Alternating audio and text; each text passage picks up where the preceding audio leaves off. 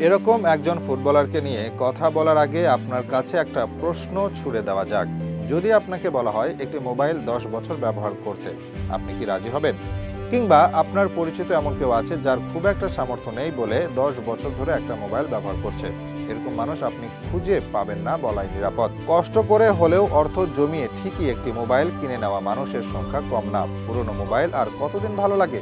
তবে এখন বলবো এমন এক খেলোয়াড়ের ব্যাপারে যিনি চাইলে প্রতিদিনই একটি করে আইফোন 16 প্রো ম্যাক্স কিনলেও তার কিছু হবে না, অথচ মানুষটা এতটাই সাধারণ যে 10 বছর ধরে চালাচ্ছে একটা মোবাইল যার অবস্থা একেবারে জীর্ণ। এখানে শেষ না, একটি গাড়ি আছে তার, সেটাও বেশ পুরনো মডেলের, যার নাম মিনি কুপার, যদিও পরবর্তী সময়ে বদলেছেন সেই গাড়ি।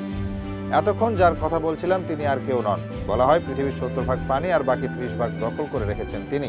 ফুটবলের সবচেয়ে ভদ্র খেলোয়াড় এনগালো কান্তে। তিনি এতটাই ভদ্র ও এতটাই লাজুক, বিশ্বকাপ জয়ের পর সেই ট্রফি নিয়ে কিভাবে উদযাপন করবেন সেটাও জানতেন না তিনি।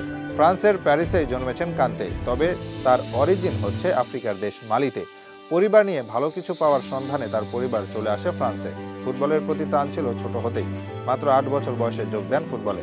তবে বাধা হয়ে আসে বাবার হারিয়ে যাওয়া। মাত্র 11 বছর বয়সে ওপারে পাড়ি জমান তার বাবা। এতে সব দায়িত্ব চলে আসে মায়ের ওপর। ছেলের স্বপ্ন টিকিয়ে রাখেন তিনি। 4 ভাই বোনকে একাই মানুষ করেন তার মা। এর মাঝে টিকে যায় তার ফুটবলার হওয়ার স্বপ্ন। যদিও বড় হয়ে নিজেই ফুটবলের পাশাপাশি কাজ করেছেন, সাহায্য করেছেন পরিবারকে। তবে ভাগ্য ছিল বড্ড খারাপ। যোগ্যতা থাকা সত্ত্বেও উচ্চতার কারণে ডাক পেতে কষ্ট হয় তার। বড় দলগুলো তাকে নিতে চায়নি শুধু স্বার্থহীন বলে। সব মিলিয়ে ইউরোপের বড় ক্লাবে নজর কাড়তে লেগে যায় অনেক সময়। তবে তার হাত ধরে লেখা হয় রূপকথার গল্প। 2015-16 মৌসুমে যে ইংলিশ প্রিমিয়ার লিগের শিরোপা জিতে লেস্টার সিটি, সেখানে অন্যতম হিরো ছিলেন তিনি। 2 বছর পর ফ্রান্সকে বিশ্বকাপ এনে দেওয়ার অন্যতম কারিগর ছিলেন এই খেলোয়াড়। মজার ব্যাপার হচ্ছে 1998 সালে ফ্রান্সকে বিশ্বকাপ জয় করতে দেখেই মাত্র 7 বছর বয়সে প্রথম স্বপ্ন দেখেন ফুটবলার হওয়ার। সেখান থেকে নিজেই দেশকে এনে দেন বৈশ্বিক শিরোপা। খেলোয়াড় হিসেবে যতটা অসাধারণ ছিলেন এনগালো কান্তে, তার চেয়েও বেশি জনপ্রিয় তিনি তার সাধারণ জীবনযাপনের জন্য।